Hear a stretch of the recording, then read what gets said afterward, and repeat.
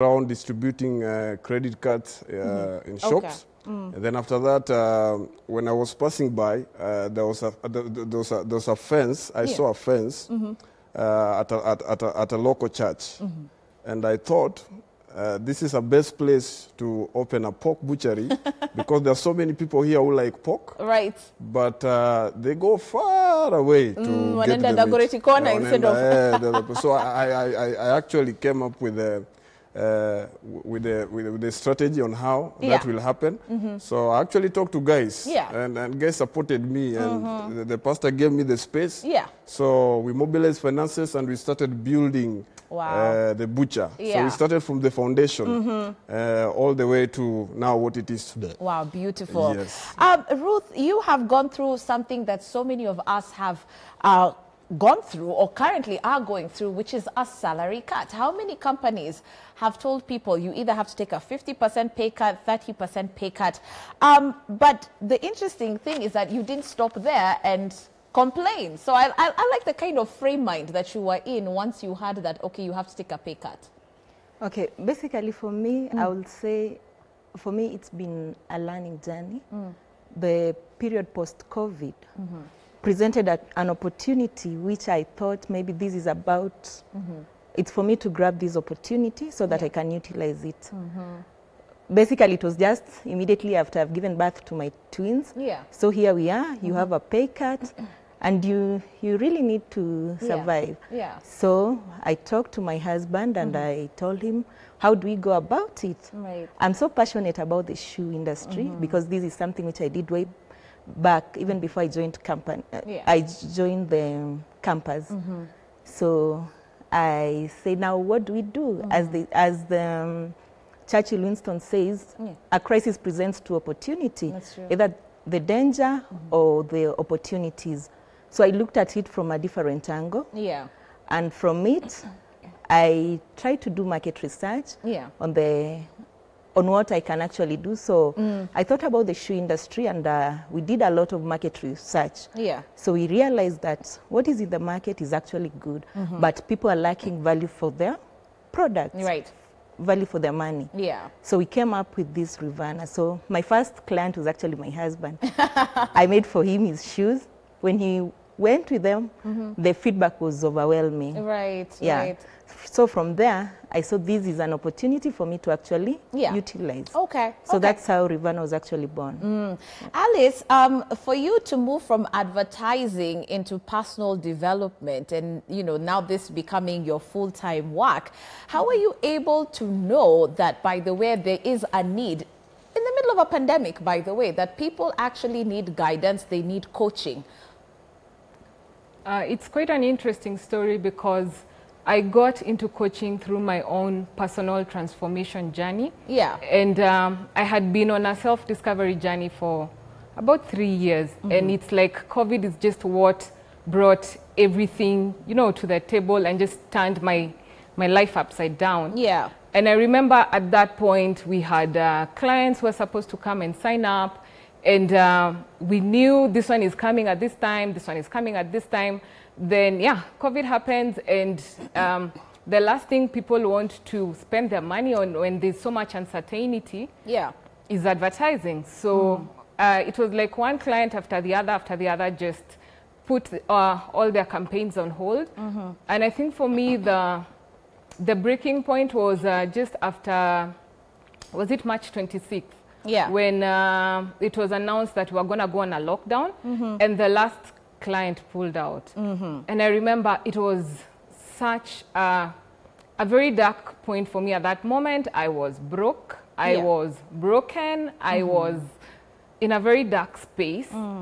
And I was talking to a friend of mine, and I remember she mentioned, we were just talking about, you know, how life is, and I was asking her, how about this, how about that, what do you think you should do? Because she kept on asking, so what should I do? And I was telling her, you know what, don't ask me what to do because you already know what to do. So what do you think you should be doing? And I remember we had a very interesting conversation. And after that, she was like, do you know what you've done is just coaching? And I was like, what do you mean? And we laughed. I shared a joke and I told her, you know what, I should probably invoice you for that. And we laugh. Right. Yeah. And that's how it was. That's how it started. Yes. Okay. We want to rope in our audience at this particular time by sharing the question of the day to you, or rather with you. And you can go ahead and contribute to our ongoing discussions right here through our social media platforms and even through that WhatsApp number. And our question this time around is, how do you find opportunities in a crisis? How do you go about finding an opportunity in a crisis? And I think I do want to pose that question to you, Nicholas, because you did something that probably a lot of people are not able to actually achieve, which is doing your market research and putting your ear on the ground. What would you say is the ideal way on how to find out what works as a business concept? I think for me, you have to get out of your comfort zone. Right.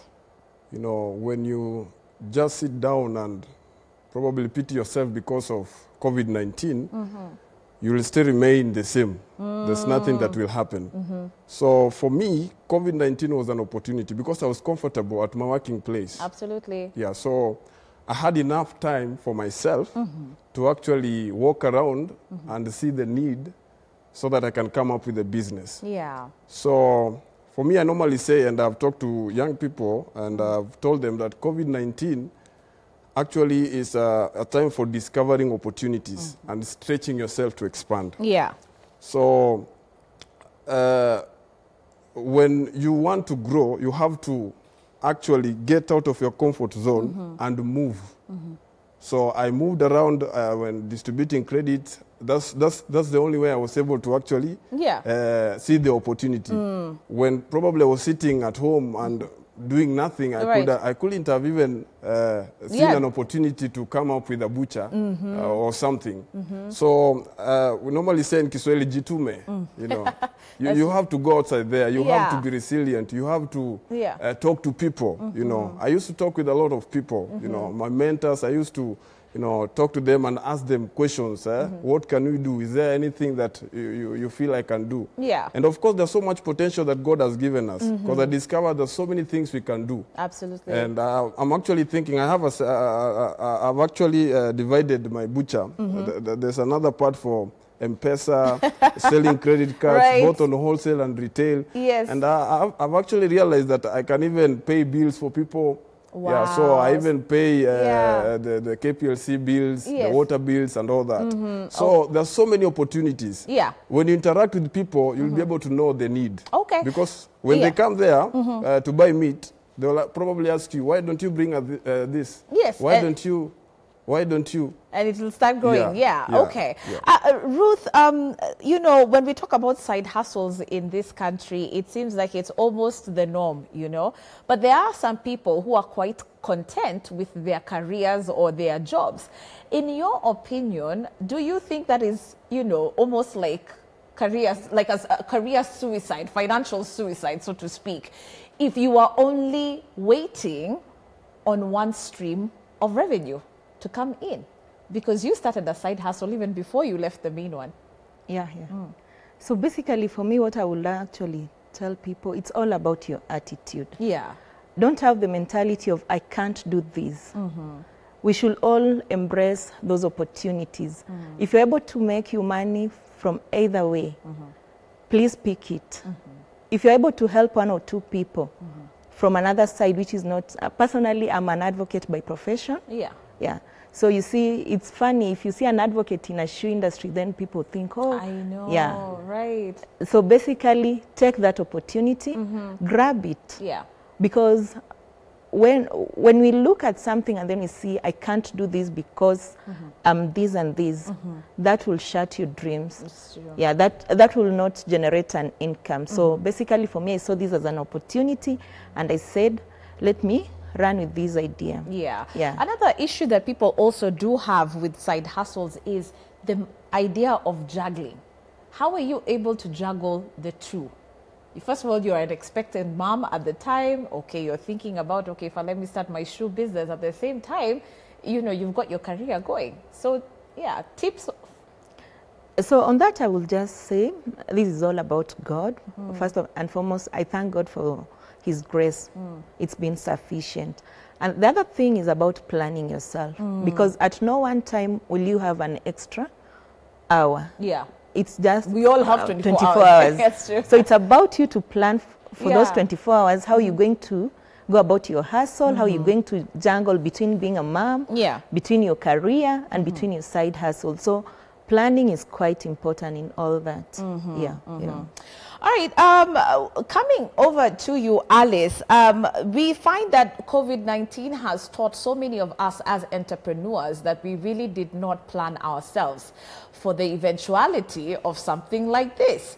A lot of us were caught flat-footed, caught pants down, and I think in your situation, it happened, you know, in the very same fashion that COVID is here, we are now on a lockdown, your clients are not advertising, what do I do next?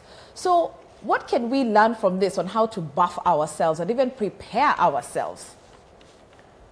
That's a good question. Yeah. And from what I've learned from my own experience is what we can do to just, it's always good to have a plan. Yeah. But just in case you have, you're in the midst of a crisis and you had no plan, I think the questions that we ask ourselves is very important. And most of the time we ask ourselves, you know, why is this happening to me? Who's to blame? Why is it always me? From my own experience, I've found out that if we just change that question from why to what, you know, what can I do about this situation?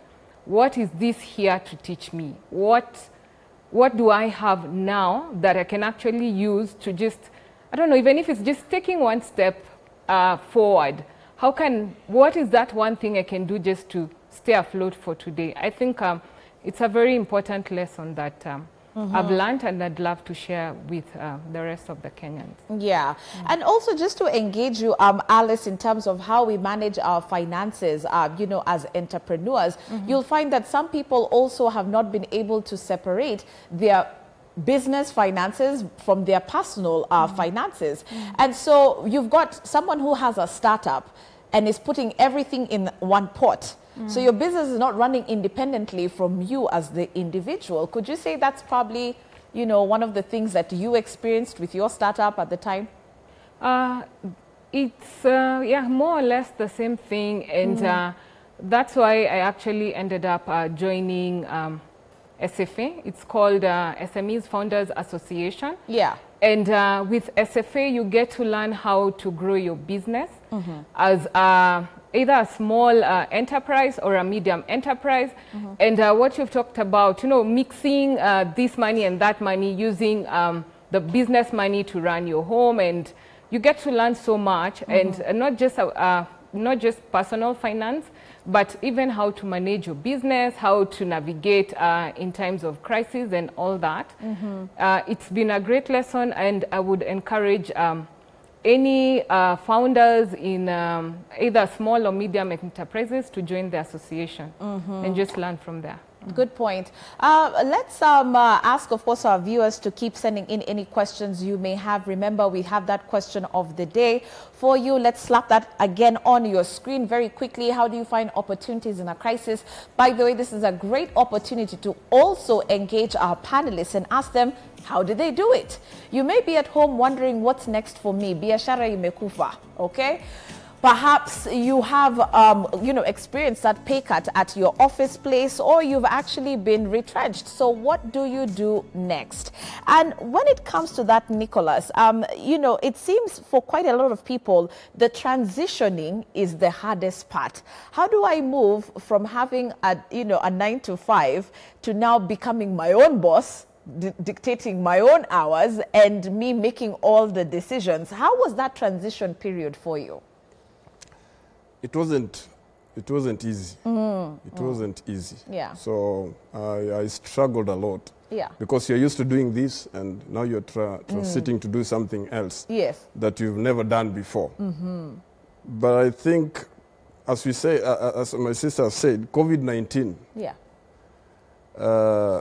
Is actually, to me, I was even talking with my friend, and I was telling them that it could have actually come earlier than this. Yes. Because by now I could have probably have many businesses, because my dream is to open so many intentional pork centers around. Yeah. So to me, I think COVID-19 really pushed me to get out of my comfort zone and to move around. Though it wasn't really easy, but I had to move, because at the end of the day, you need to pay your bills. Yeah. The children need to eat and all that. So I had just to move. Yes, I had just to move. Yeah. There's the idea, Ruth, that if I want to set up a business, I need lots and lots of money. I need a huge fund, you know, or kitty for my capital. What's your take on that? Because one thing that I've gathered, especially even from Nicholas, you know, the little you can still do something with that. Was that the same experience for you, even setting up, you know, your clothing collection? Okay, basically what I will say, money is never enough. So whatever you had, you should just put it to the business. Yeah. Because if you are waiting to get some huge finances, hundreds of thousands, yeah, it wouldn't work that way. Yeah. Especially if we are able to take lessons from COVID, you'll realize none of us had actually planned for this. It just came, and there we were. So the little you have, you can always invest. And also, I will also say you can also rely on your family members if they're willing to support. Yeah. Yeah, because for me, they've been quite instrumental in terms of finances. You can also look at your savings. Just the little savings that you have, they should be able to get you going. So that once you're able to invest in this, and then with good planning, you should be able to actualize your finances. Yeah. Alice, we are always told by coaches, and now that you're one, that you've got to know your why. Why are you setting up a pork center? Why do you have a fashion line? Why are you doing, you know, personal development as a career? Your why?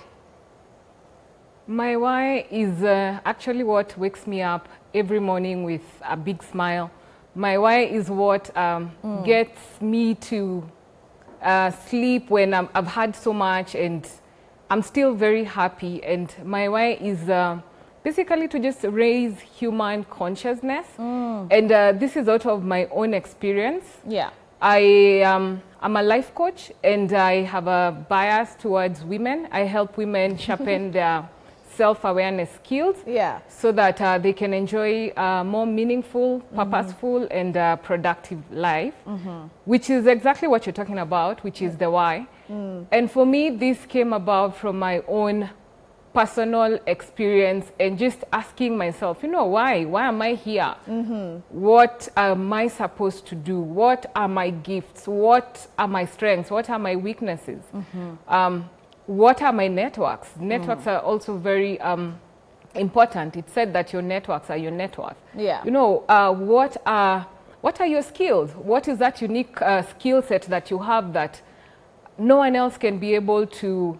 There can only be one you. So what is it that makes you so unique? And for me, I had been on a self-awareness journey way before that. So it was just getting into coaching. It was more of quite a seamless kind of thing, because when I was looking at what I would want to do, I thought about why not do what I am really passionate about, what I have been doing and what comes so naturally to me, which was self-discovery and just finding out so much about myself, which is actually what got me in line with my purpose. The only thing that I didn't know was there'll be a global pandemic, my world will be turned upside down for me to find my why.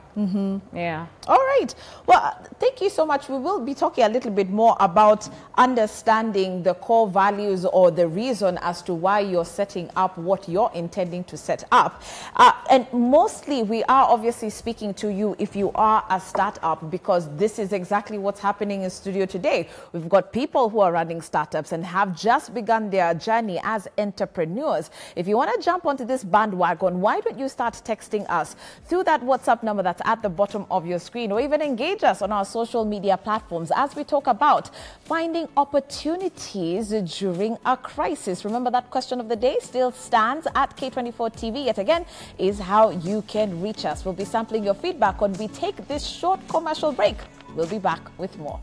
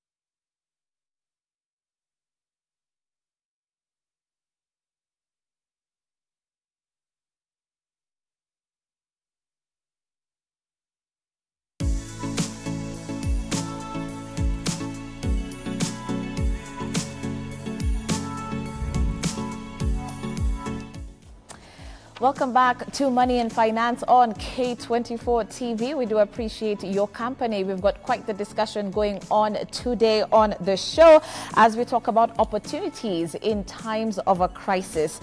We are engaging Ruth Bikambo. She is the CEO of Rivana Collections, as well as Alice Jambi, who does have a personal development company called Conscious Creators. Not to mention Nicholas Oluoch, who is with us, who has the Intentional Pork Center, and many more to come from what we understand.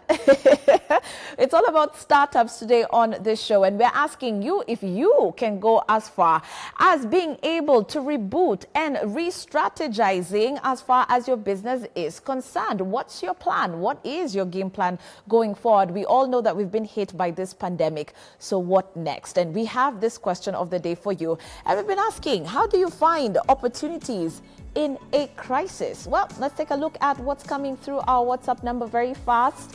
The panelists are amazing. Nicholas, how does he ensure he gets quality products at the right time? Okay, keep that in mind. Ruth, we've got a question here for you. Where do you source your leather from? And then Alice, her bias is towards women, but would she consider talking to the young men who walk with these young women? I like that. Okay, do we have another one? Good morning. I'm Francis Calypso and watching the show from Kangware. I'm really inspired by Oluoch. Indeed, it's about getting out of your comfort zone, because when we were really hardly hit by the pandemic, where some of us were left in quagmire. Therefore, I'm here to note down few inspirational points, rather, as the show continues. Thank you, Francis. Bless you, and thanks for texting in. Okay, so we have questions for all of you before we get to our next talking points. Nicholas, you have inspired quite a number of people who has messaged in.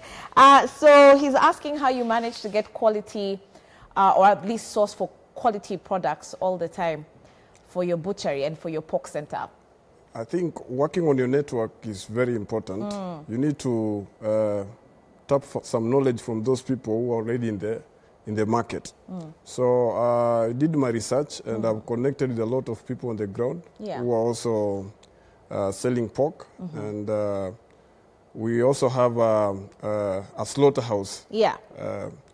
Dumbo in Uthiru. So I've also been there to check on the meat, and there's so many people, as I said, that I've also engaged. Yeah. So that I make sure that I get meat on time and quality meat. Yes. All right, Ruth, your question was about where you source for high quality leather for your collection.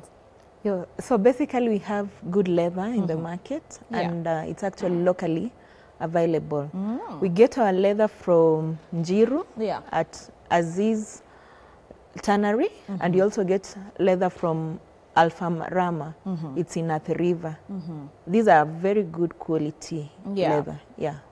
Alice, why are you biased towards women, and what are you going to do to engage the young men who are working with these women? The bias towards women is just a personal thing because I can relate more to women and their journey, because those are steps that I've taken. Right. But that notwithstanding, I do coach men as well, but not as much. So what I've done is I've partnered with a few friends. Yeah. And together we have come up with, I have a very strong passion for the youth. And I keep on thinking, you know, the problem that we have in, not just in Kenya, but in Africa as a whole is a mindset problem. You know, it's about, we keep on waiting for someone to come and save us. And if anything, there was a man who came like 2,000 years ago and people still, you know, didn't believe him. So yeah, I think it's just high time that we thought about what we can be able to do ourselves. And what we've done is a couple of friends and I have came together and started a foundation. It's called Sauti ya Kijana Foundation. Yeah. And the whole idea of the foundation is to just give a voice to the youth.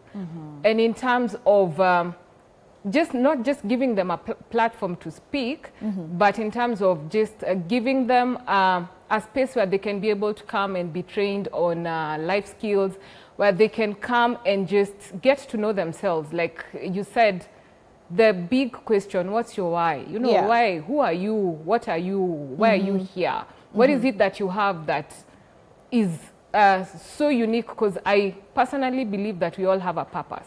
Everyone came here well equipped. Yeah. It's only that most of the time we don't really know. We are unconscious of the skills and the abilities that we have to be able to, you know, just take charge of our lives. And because of that, we keep on waiting for other people to come and save us. Either we are waiting for, I don't know, our government leaders to come and give us something, or the pastor to come and, you know, share a prophecy or something. Yeah. But apart from doing that, what else can we do? Yeah. And so we came up with that foundation, and we have a couple of things geared up, and it's quite exciting. Okay. It's just, All right, Alice, let's listen into Joshua from Kirinyaga, who's on the phone. Good morning, Joshua. Karibu sana. Yeah, Shiko, good morning. Morning. Allow me to start by congratulating our panelists for the resilience that they have showed during this time. But I would wish to say that, Shiko, many a times when we hear people talk about having risen from very difficult times, or maybe finding a place out of turmoil, it happens in many cases out of sheer luck. I must say that. Number two, in many cases it's also accidental that, yes, things just weren't working out, then you tried something and it worked for you. But the truth of the matter is that when we have crises, most of the people actually sink. They are unable to find their feet. They actually crumble. It's like when you put stuff into boiling water, an egg will harden, a potato will soften, a spoon will not change, and coffee will change the color of the water. So I think at times every person has their own situations and circumstances, and if it works for you, well and good. To many people, it doesn't work. That is my contribution, Shiko. All right. Thank you so much for that. And let's pick up that point from there, Nicholas, as far as the kind of mind blocks that we tend to have. You know, the things that are in our head that tell us that we cannot do what you have done or achieved. We can't go further because this has happened. And so is the issue that we're focusing too much on the crisis? Number one, I can say yes. Probably when you focus too much on the crisis, you end up not doing what maybe God created you to do. But at the same time, I also think it's about maybe probably working on yourself. Yeah. Because most of us are not willing to do the dirty job. We are comfortable doing the so-called white-collar job. And when you go on the ground, there are so many things that we can do. And from the three of us, you realize connecting yourself with the right people. You know, we have two kinds of people in life. We have Herods and we have the wise men. Yeah. So there's some ideas you cannot share with Herod. But in life, you look for people, the wise men that you can share ideas with, the family, those friends that you can connect with and work with. So they help you in life, and they actually even call out the giant, the sleeping giant in you, and even they support you, they push you to where, to where you're supposed to be. So for me, I would say networks and working on your mentality, as she mentioned, work on your mentality. Because, you know, the people, when they hear things from other people, they get discouraged so fast. Yeah. And they don't want to try it out. But there are people, when they hear things, you know, they really want to try it out. Yeah. And see how difficult it is. Okay. Yeah. Jeffrey from West Pokot is on the line. Good morning, Jeffrey. Thanks for calling in. Yeah, so I'm Jeffrey from West Pokot. Right. And I'm very happy so much to hear those people with a very, very good teaching. I'm a young boy and I want to start a business. Yeah. Like an M-Pesa. So how many money do I have to start? And where is the good location to put it? Yeah. Okay. All right. Thank you. I think I understand what Jeffrey is asking is about how do I get the finances to start up, and maybe Nicholas, as you're finishing your point, maybe you can talk to us a little bit about that. Where do I get the money? That's a good question, and I think one of the frequently asked questions that we get on the show. Yeah, sure. So, as I mentioned earlier, you connect yourself with people that are willing to invest in you. Yeah. So friends and family, close family members can help you get the finances. And number two, just start with what you have. Just start with what you have. I started with it's actually around 10,000 selling credits. That is the only money that I had. Yeah. So with that, it brought about the bigger business that is Intentional Pork Center. Yeah. So you just start with what you have, but on the other hand as well, connect yourself with people that will support you, and as well work on your communication skills as well, and how to engage them and how to talk to them. Yeah. And I believe God has given people money to support us. So when you believe in yourself and talk to them nicely, they'll be able to help you out. All right. What's sticking out to me, Ruth, from what Nicholas is saying is research. I think even before you begin, you know, starting your business, whatever it is, have you taken the time to research on what it is that you want to start up? Yeah. It's actually true that research is actually everything. Yeah. Because once you research on what you want to do, you'll be able to know how much you need to put into that business. Right. So basically, I concur with him in terms of research. In terms of finances, it can never be enough. It can never be enough. So just get what you have and start with it. And when you're doing a good job, quality sells. So from the quality, it's where you will actually get your money. So start from where you are, get good quality, and take off. Okay. Yeah. Alice, let's demystify this term networking, because it has been mentioned quite a bit.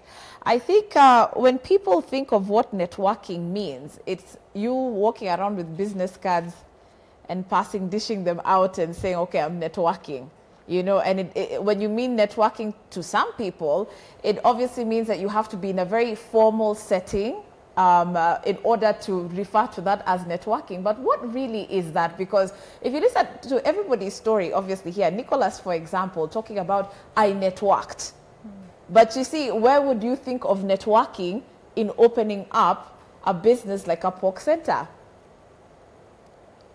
Good question. Before I get to that, allow me please to just make a comment on what the first caller mentioned about. I think his name was Joshua. Yeah. And just to touch a bit on that, what we have, what Joshua talked about is what we have as a majority of Kenyans, and especially so the youth beat, and that's a mindset issue. Okay, wait, Alice, hold that thought. Sorry to cut you short, because I understand we've got a caller on the line. Philemon is on the line, I believe. Okay, good morning. Morning, how are you? Fine, thank you. Karibu sana. Do you have a question or a comment? Yeah, now I have a comment about the topic going on now. Yeah. Actually, me, I'm a teacher professionally. I used to teach at Tarsia School in Nairobi. Yes. Hello? Yes, go ahead. We can hear you. And I lost my job just before COVID. Then I got a job at a school called Good Hope in Kasarani. Yeah. Which was paying 35,000. Now, before I started that weekend, then COVID. Yeah. I got a job. I was to start on Monday. Then, while reporting to job, the president closed the country. Oh. Yeah, I went back home. You remember after that, before that, I've been searching for a job for 1 month. Yeah. Jobless for 1 month, yeah. Now I went back to the village, Nyakach. Yeah. And my dad used to have a power saw machine. I made the machine. I tried a real struggle. I sold one goat. I made the machine. Yeah. Now, I really tried to work with it until I generated some finance. But by then, I saw there's a permit there from the Ministry of Forestry. The machine was taken away from me by the government, the ministry. Yeah. I went back to zero. Yeah. Now, after that time is when I collected myself. I started rearing some chicks. Oh. I took 100 chicks at 50 bob each, 500 bob. After that is when I sold the chick again and I engaged in a maize business. And currently I'm selling maize. Okay, okay. Now, that is the point where one of the speakers has talked about opportunities within crisis. Yeah, okay. What I want to add Kenyan youth is that me, I'm a graduate, actually. I graduated from a senior university. Okay, okay. But, you know, the problem with our youth is that we see who we are and we fail to do some of the things that we have. Okay. Because we think ourselves of the picture, the outlook of ourselves. I'm a graduate, I can't do this and that. Okay. Well, that's a good point. Yes? That's a very good point, Philemon. I'm going to stop you there, but I think we get your point, and congratulations for making it this far. Thanks a lot for sharing your story with us. We're talking about a teacher who lost his job and now is actually a farmer, so now he's into agriculture. And his point is that young people tend to just say no to the opportunities that are before them because you have this idea that there's only specific work that you can do. But, well, you can see Philemon has showed us that it can work. Well, someone says, hi, I am a starter on business selling Jaga, but a teacher by profession. I saw it that people used to take lemonade, so I saw the importance of using Jage as part of it. I have grown looking for market. At the moment, I'm using social media. Okay, thank you so much for that. Hello, Shiko, I want to start a business in advertising. Kindly ask a lady who quit advertising important lessons she learned from the advertising business. Patterson from Pangani. Okay. All right, back to you, Alice. You were actually commenting on what Joshua from Kirinyaga had said before I interrupted you. Go ahead. Thank you. Yeah. I was just mentioning that what he was talking about is more of a mindset issue in terms of them, they've been able to do it. You know, sisi hatuwezi, but that's not true because what I would ask Joshua is, what can you do? You know, what can you be able to, where can you be able to start from with what you have? And if Joshua is willing, I can work with him for about 3 months, and he can come back and share his story afterwards.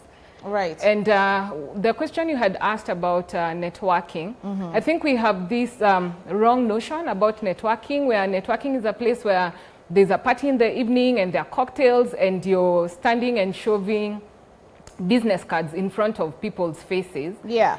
And actually that's the wrong concept, because networking just really means having a genuine interest in people and not connecting with people so that they can help you, but more of what can you be able to do for them. Okay. And by doing that, what we do is we build relationship capital, such that, as Nicholas was mentioning, when you get to a point where you need help and you're like, hey, Wase, I have this idea, how can you guys help me? People won't be thinking, we are metoka wapi. You know, you have already built relationship capital that you can be able to bank on, and these guys can come up and say, it might not even be in terms of monetary, but I mean, I don't know, cooking, taking. Alice, sorry, we've got Karanja on the line. Not to worry, I'm still going to get back to you on that point on relationship capital. Karanja, good morning. Morning to you, Shiko. How are you? I'm good, thank you. How are you? You're so lost. I saw you today. Nimerudi, asante sana. Yes, so tell us, do you have a question? Do you have a comment? I just have an advice. Yeah.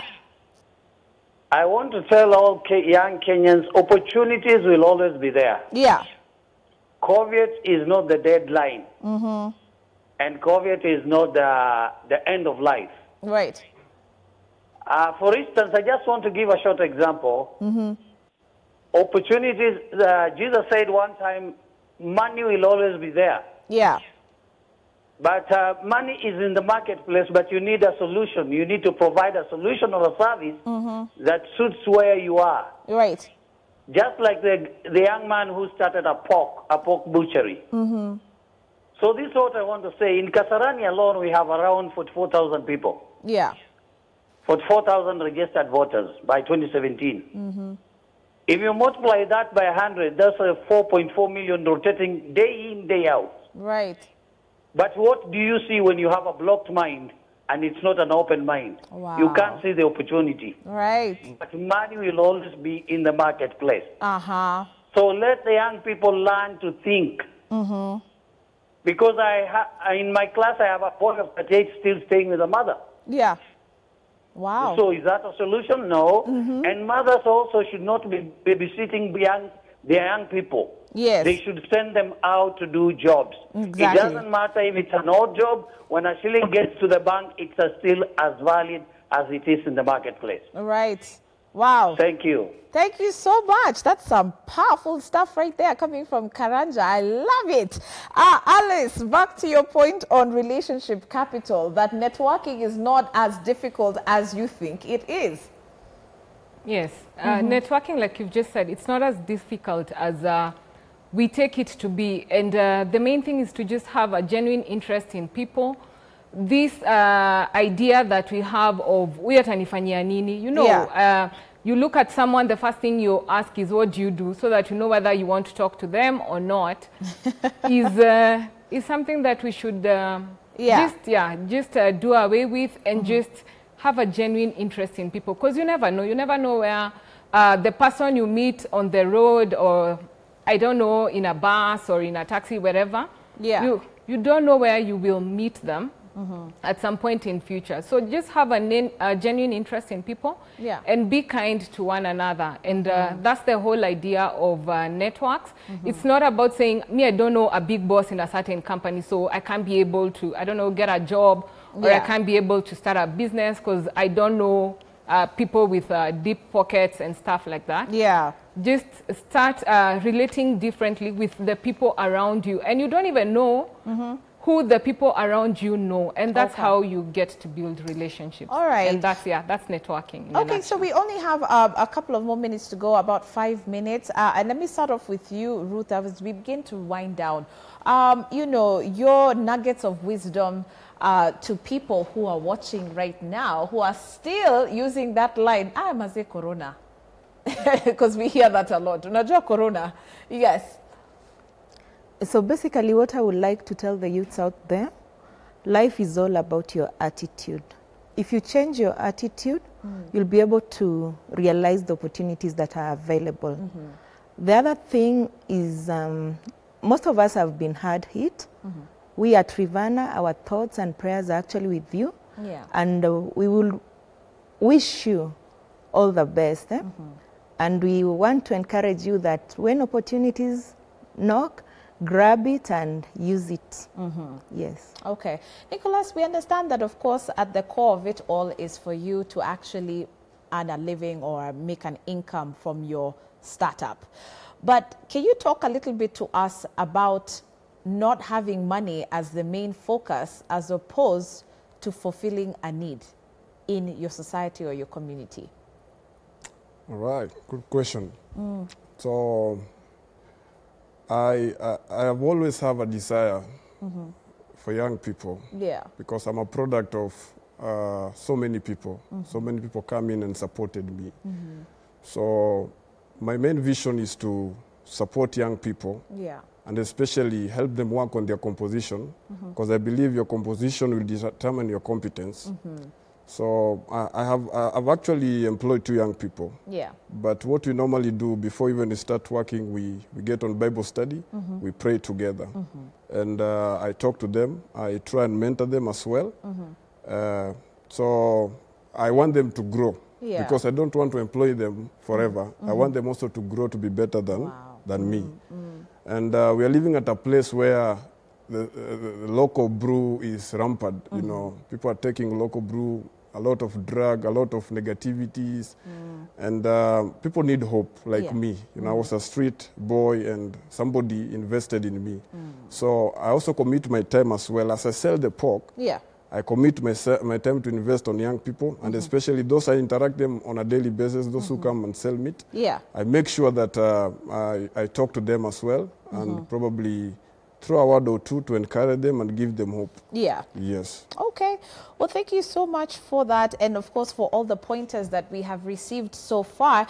Before I say kwaheri, let me ask my director if we do have any text messages. We don't want to leave out anyone who has contributed. And so very quickly, as we have that 1 minute to go, let's just see who's saying hello to us. Shiko, show is amazing. I'm a student in RVST, but for now I sell chapati, and I only started with 200 bob. But for now, I have a capital of more than 5,000 because I have a lot of customers. People should just try even the little they have. I think that just deserves a clap. That deserves a clap.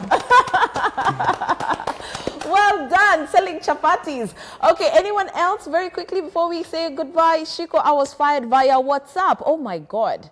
First week of COVID, that taught me something. Have your own hustle, and in the food industry, especially in the food industry, I'd like to think that's what they said, you are good.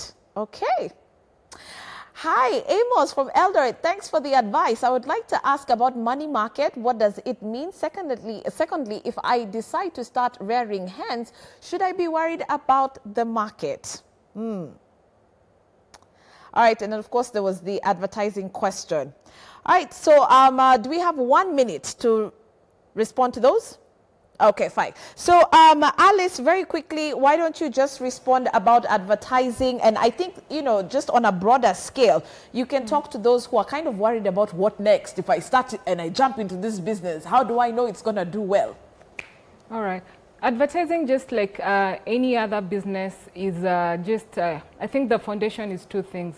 Number 1, relationship building, and then be good at what you do. And the last bit is don't just deliver, but over-deliver when it comes to your clients. Right. And then just as my parting shot, I'd say I think we're in a new normal.